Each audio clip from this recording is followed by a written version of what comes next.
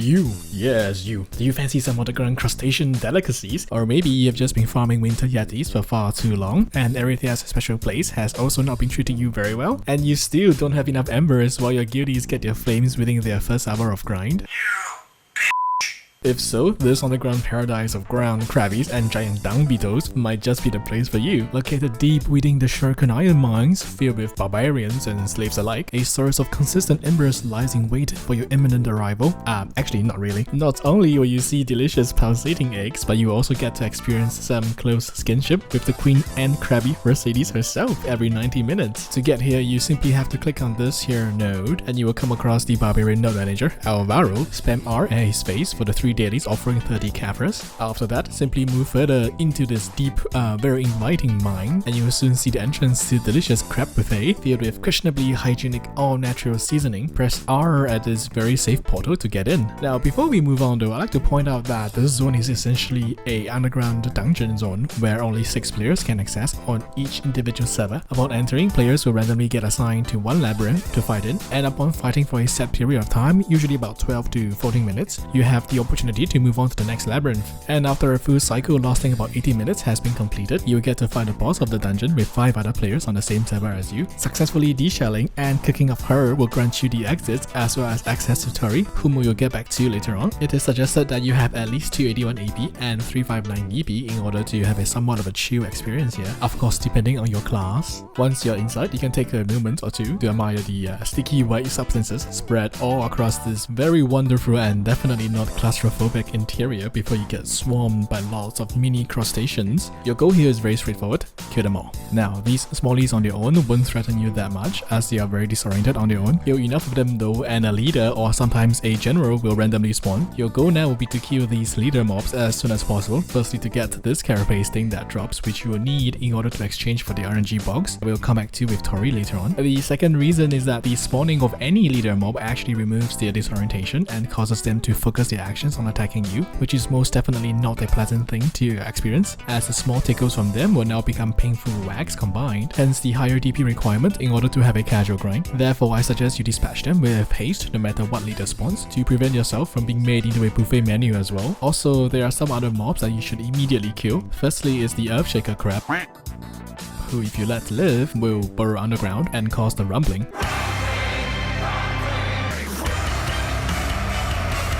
That hurts!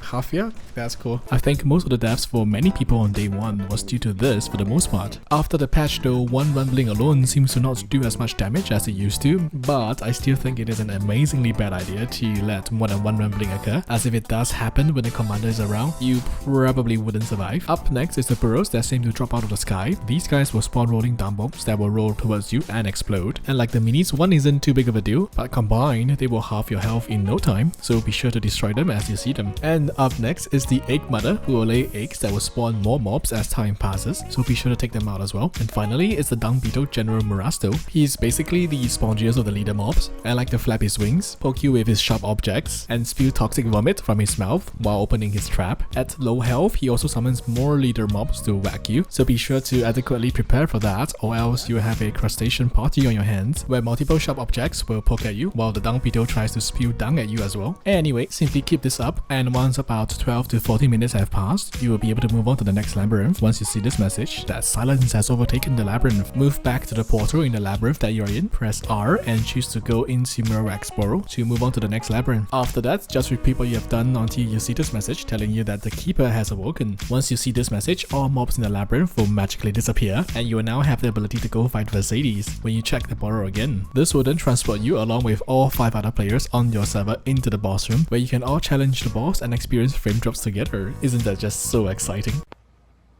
Oh hell no!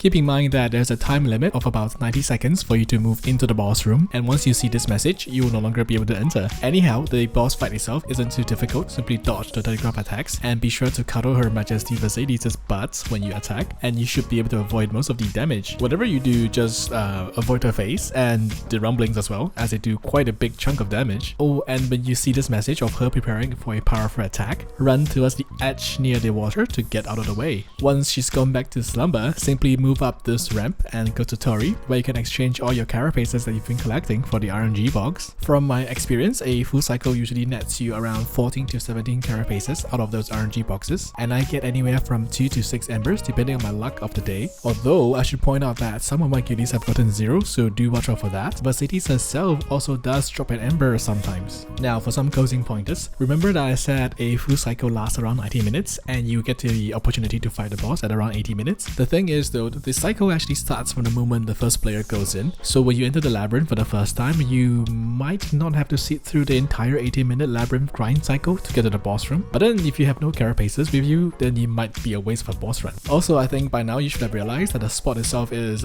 chill for the most part, but that is only if you keep the smallies at bay. So with constant vigilance, you should be able to have a pretty chill grind. And lastly, I suggest no loot scrolls for this spot, save for maybe the boss encounter, as the carapace drop rates don't seem to be affected much by it, and the trash loot here is only 9k. And with that, I can finally hand out your underground crustacean buffet ticket. Be sure to stay awake while grinding there, or else you'll become their buffet instead. If you enjoyed this grind, please do consider liking or subscribing to the channel or following on Twitch. I also have started playing Phasmophobia, so if you like horror content, there is some for you as well.